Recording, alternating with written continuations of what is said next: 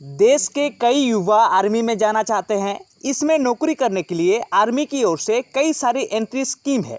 जैसे आप सीधे रैली के जरिए भर्ती हो सकते हैं, एनडीए एग्ज़ाम के जरिए ज्वाइन कर सकते हैं या फिर यूपीएससी सीडीएस एग्ज़ाम देकर ज्वाइन कर सकते हैं। लेकिन क्या आप टेरिटोरियल आर्मी के बारे में जानते हैं? ये भी आर्मी का एक अहम हिस्सा है और आप इसके जरिए भी इंडियन आर्मी को ज्वाइन कर सकते हैं। भारतीय क्रिकेट खिलाड़ी महेंद्र सिंह धोनी भी टेरिटोरियल आर्मी का हिस्सा है। अगर आप इसे ज्वाइन करना चाहते हैं तो इस वीडियो में आपको टेरिटोरियल आर्मी से जुड़ी सारी जानकारी मिल जाएगी। तो चलिए वीडियो को शुरू करते हैं। महेंद्र सिंह धोनी ने साल 2019 में अपने वेस्टइंडीज दौरे को रद्द करके 2 महीने की छुट्टी ली थी।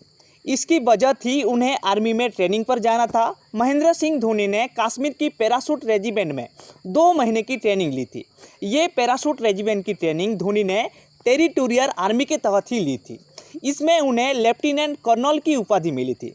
भारतीय संविधान सभा द्वारा सितंबर 1948 में पारित प्रादेशिक सेना अधिनियम 1948 के अनुसार भारत में अक्टूबर 1949 को टेरिटोरियल आर्मी की स्थापना हुई थी। इसे हिंदी में प्रादेशिक सेना भी कहा जाता है। ये देश की सुरक्षा में अहम भूमिका निभाते हैं और युद्ध के समय इनका महत्वपूर्ण योगदान होता है। इसका उद्देश्य संकट काल में आंतरिक सुरक्षा का दायित्व लेना और आवश्यकता पड़ने पर नियमित सेना को सपोर्ट देना है।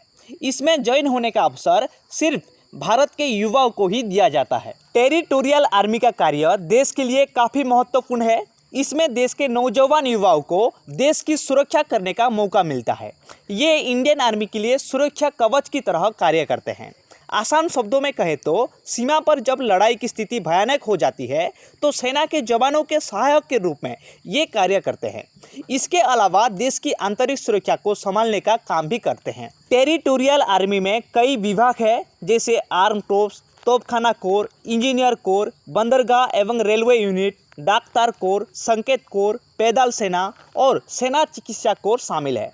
इसमें यूनिट के 2 प्रकार है, पहली नागरिक और दूसरी प्रांतीय। नागरिक यूनिट में बड़े शहरों के जवानों को भर्ती किया जाता है। इन्हें सप्ताह में शाम के समय छुट्टियों में 4 दिनों के शिविर में प्रशिक्षण दिया जाता है।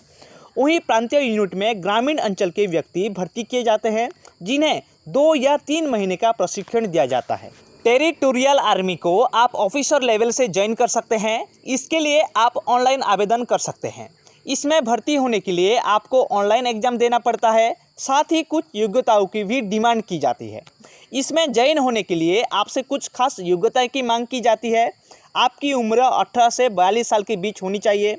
आपने किसी मान्यता प्राप्त यूनिवर्सिटी से ग्रेजुएशन किया होनी चाहिए। मानसिक और शारीरिक रूप से फिट होना चाहिए। यदि आप पहले से army, navy, air force, police, grip या फिर पैरामिलिट्री किसी फोर्स के साथ काम कर रहे हैं तो आप आवेदन नहीं कर सकते हैं। इस भर्ती के लिए यदि आप अप्लाई करना चाहते हैं तो ऑनलाइन कर सकते हैं। हर साल या कुछ समय के अंतराल के बाद इनकी भर्ती निकलती रहती है। इसमें आवेदन करने के लिए आपको इनकी ऑफिशियल वेबसाइट www.jointerritorialarmy.gov.in पर जाकर आवेदन करना होगा।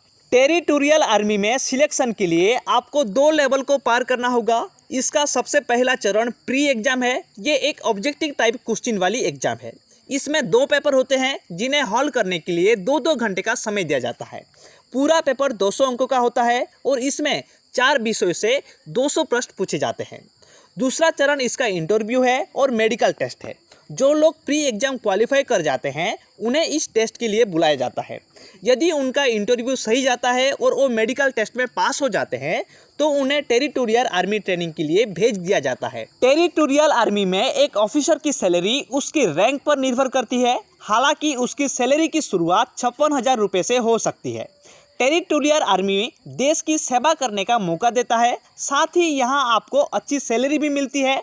अगर आप ग्रेजुएट हैं और देश की सेवा करना चाहते हैं तो आपको जरूर टेरिटोरियल आर्मी से जुड़ना चाहिए। आई होप आपको समझ में आ गया होगा टेरिटोरियल आर्मी क्या है और टेरिटोरियल आर्मी कैसे ज्वाइन कर सकते हैं। अगर आपको वीडियो अच्छा लगा है तो लाइक कीजिए, शेयर कीजिए और सब्सक्राइब करना बिल्कुल मत भूलिए। तब तक के लिए आप सभी को मेरे तरफ से जय हिंद।